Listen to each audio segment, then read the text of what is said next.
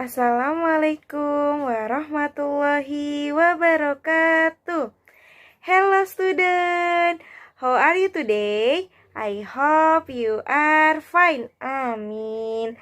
Okay, let's open our study today by praying together. Bismillahirrahmanirrahim. Rabbi zidni ilma warzuqni fahma. Amin. Pada hari ini kita akan belajar pendidikan agama Islam. Materi hari ini adalah bab ke-15, yaitu memahami keteladanan Nabi Muhammad SAW. Sebelum masuk ke materi, kita lihat dulu yuk tujuan pembelajarannya. Yang pertama, memahami kisah keteladanan Nabi Muhammad SAW.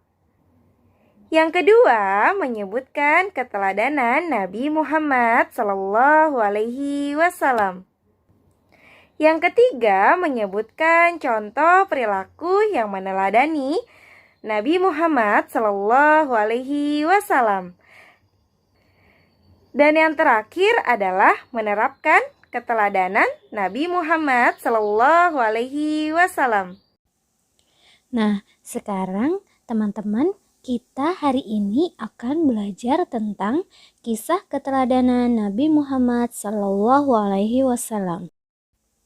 Ibu mau bertanya, apakah teman-teman sering mendengar Nabi Muhammad SAW? Apakah teman-teman sudah mengetahui kisah Nabi Muhammad? Kenapa ya kita harus mengetahui Nabi Muhammad SAW?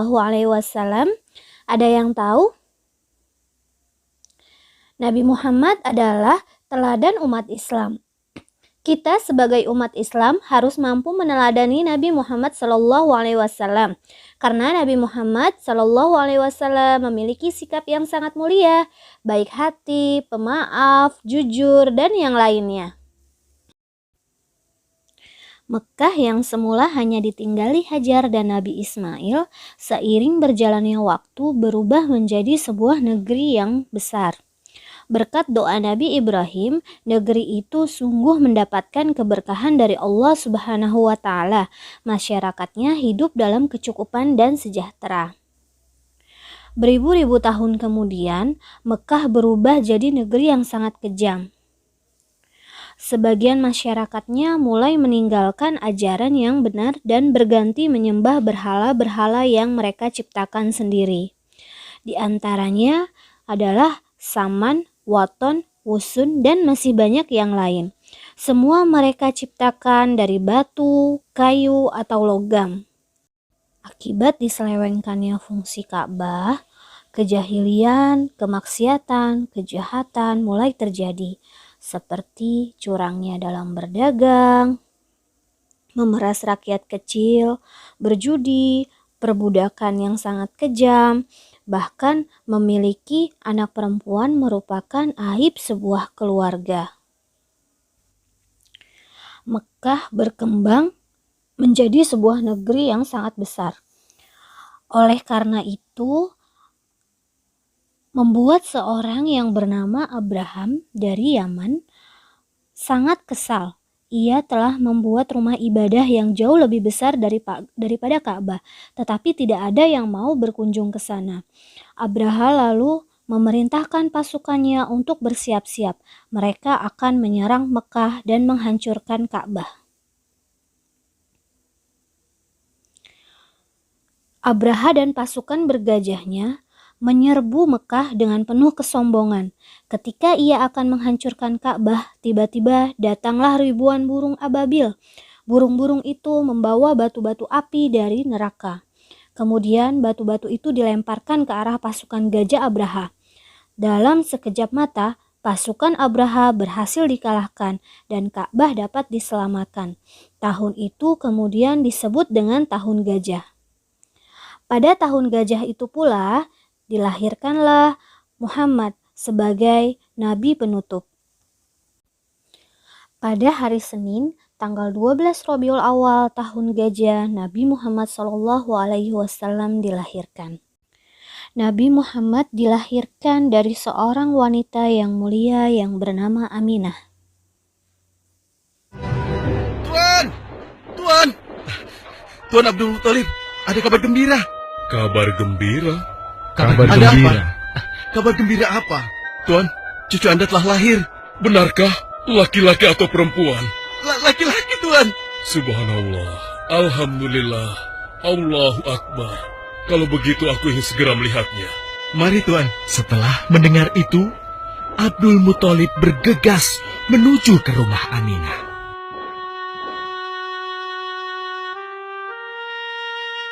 Ah, cucuku, kasihan engkau terlahir yatim. Dengan kasih sayang, Abdul Muthalib membawa Muhammad kecil ke dalam Ka'bah. Ya Allah, jadikanlah cucuku ini menjadi seorang yang mulia dan terhormat, sebagaimana Nabimu Ibrahim alaihissalam.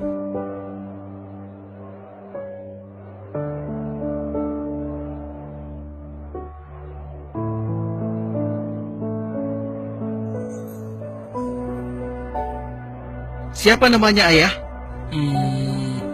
Muhammad. Muhammad?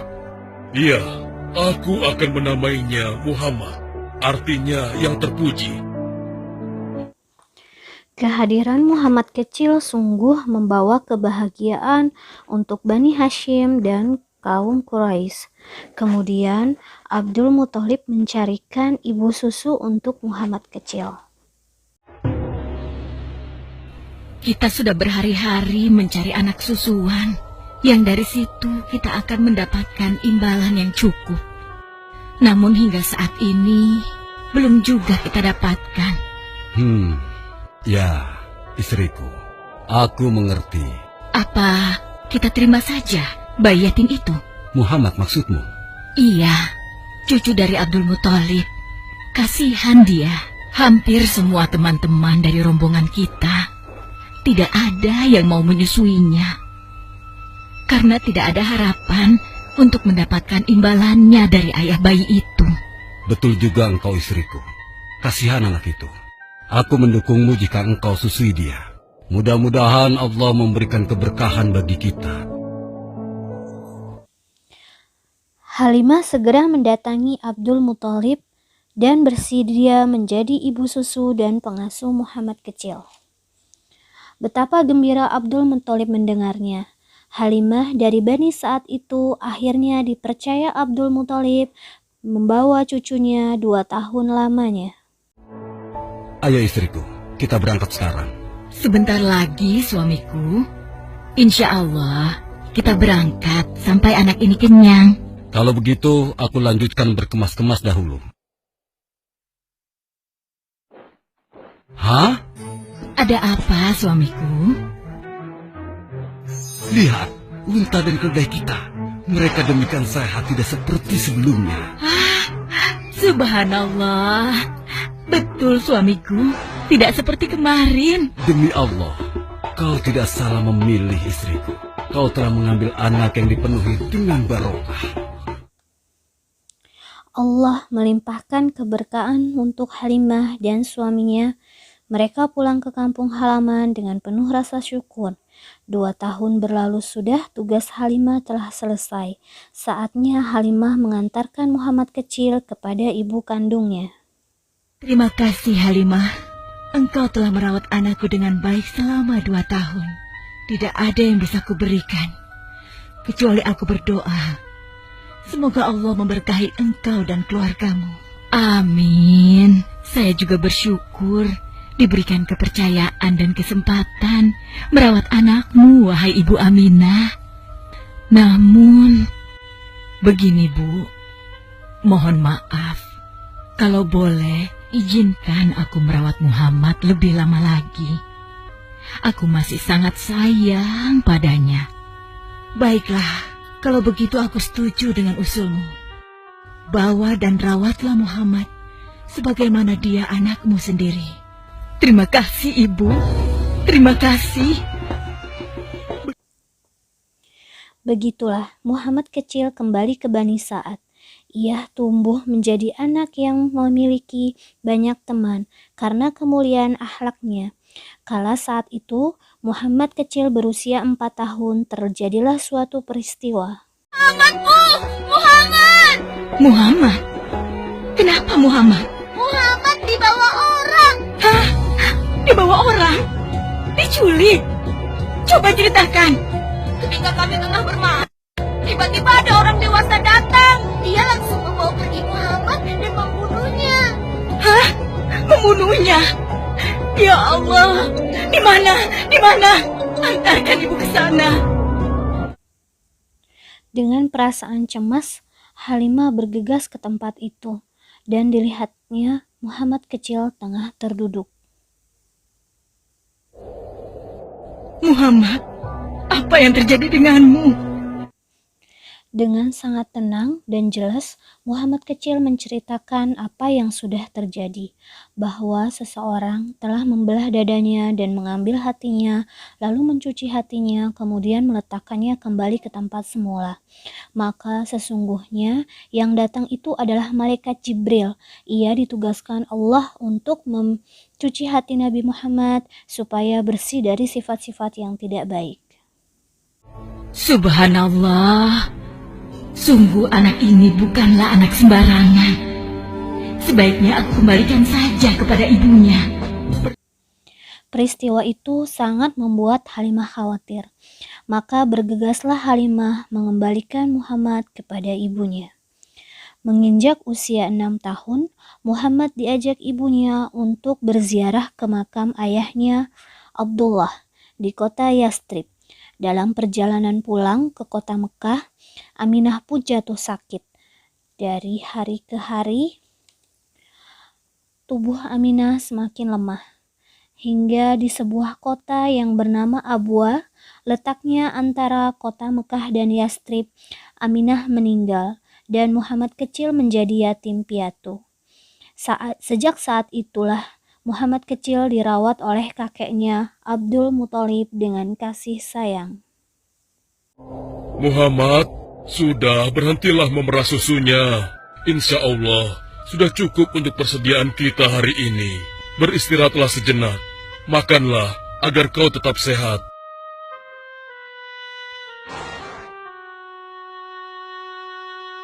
Ya Allah, betapa mulia akhlak cucuku ini. Namun, kasih sayang Abdul Muthalib tidaklah berlangsung lama. Saat Muhammad berusia 8 tahun, kakeknya meninggal dunia.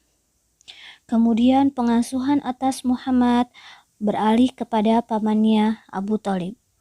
Di mana Muhammad? Ia tengah mengembalakan kambing milik salah seorang penduduk Mekah, suamiku. Sejak kapan dia keluar rumah? Sekitar waktu subuh tadi. Subhanallah. Betapa baiknya akhlak keponakanku ini. Ya Allah, maafkan ketidakmampuanku mencukupi kebutuhan keponakanku. Sayangi dan berkahilah dia. Jadikanlah dia orang yang mulia di antara manusia.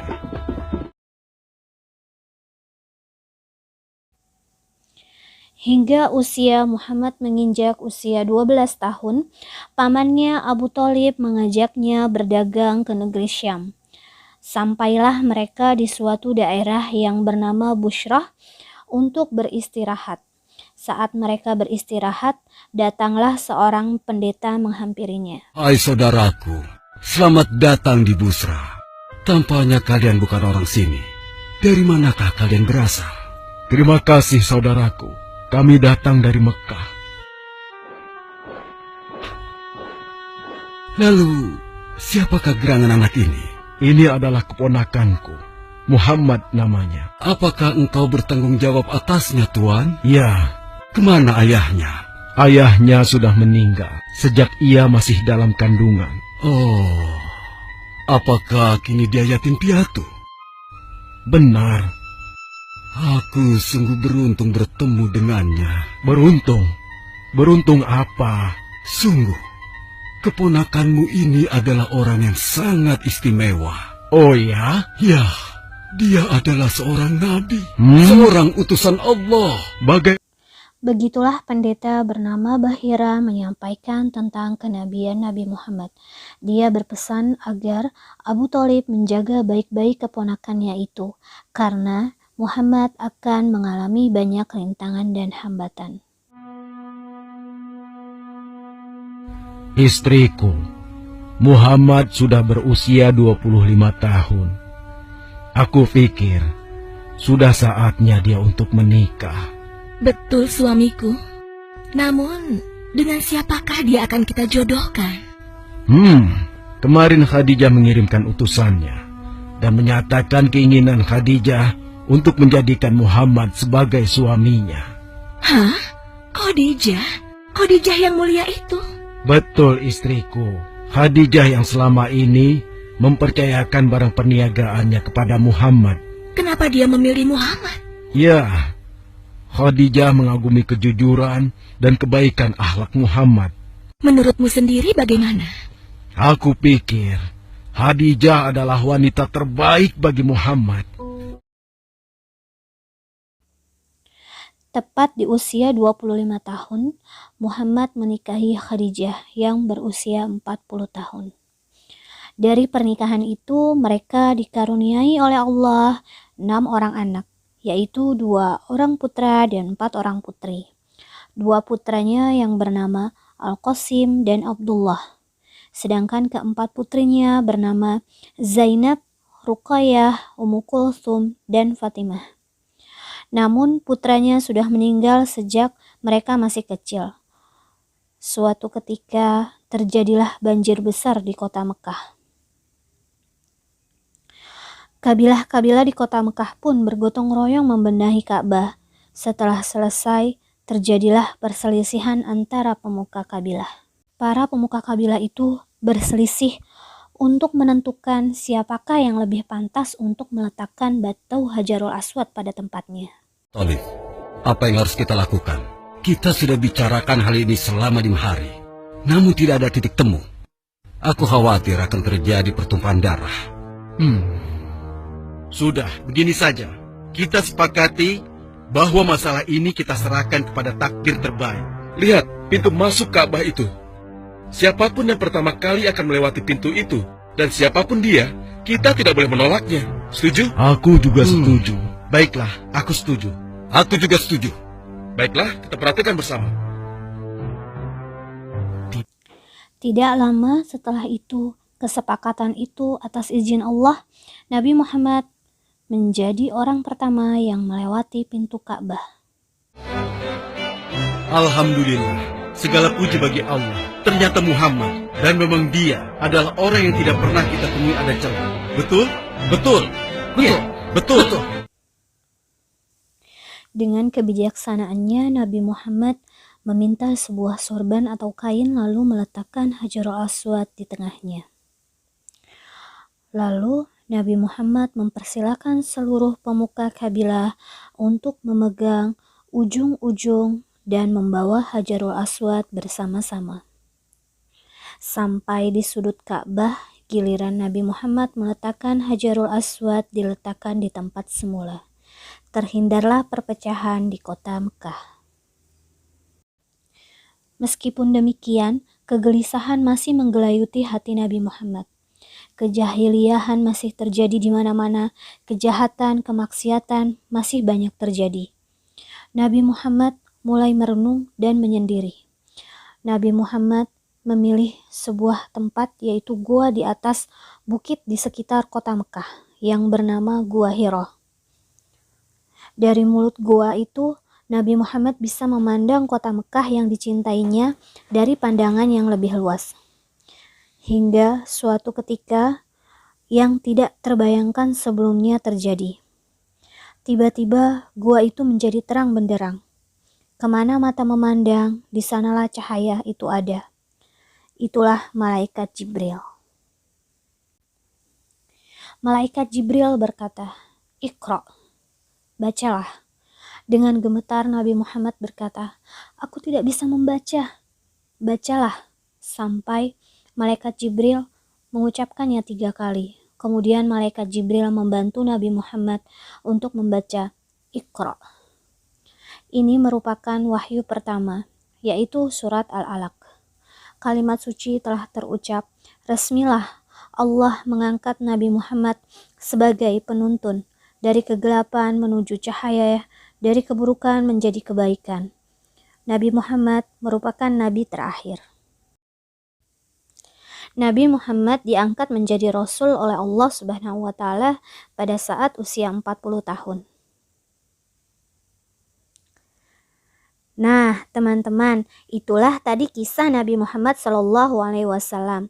Masya Allah ya, teman-teman, Nabi Muhammad adalah manusia yang istimewa dan manusia yang memiliki akhlak yang mulia. Allah mengutus Nabi Muhammad untuk memperbaiki perilaku buruk yang biasa dilakukan oleh manusia, agar manusia dapat meneladani Nabi Muhammad. Yuk teman-teman, mulai dari sekarang kita teladani sikap-sikap Nabi Muhammad. Karena di dalam diri Nabi Muhammad terdapat uswatun hasanah. Uswatun hasanah artinya contoh yang baik. Nabi Muhammad dikenal sebagai pribadi yang baik, santun, dan penuh kasih sayang. Nabi Muhammad SAW juga dikenal sebagai orang yang ramah, jujur. Karena kebaikan dan kejujurannya itu, Nabi Muhammad mendapat julukan Al-Amin, yang artinya dapat dipercaya. Jujur artinya benar, benar dalam perkataan dan perbuatan. Jujur berarti mengatakan sesuatu sesuai dengan kenyataan, tidak menambah dan tidak mengurangi. Perilaku jujur merupakan perintah agama. Setiap muslim harus berperilaku jujur. Hal ini tertuang di dalam surat Al-Maidah ayat 119. Teman-teman, untuk tugas mengerjakan halaman 132 ya, bagian A saja. Itu tugas yang pertama. Tugas yang kedua yaitu menceritakan kisah keteladanan Nabi Muhammad SAW. Divideokan ya. Thank you teman-teman sudah menyaksikan video ini. Let's close our study today by Hamdalah together. Alhamdulillahirabbil alamin. Goodbye.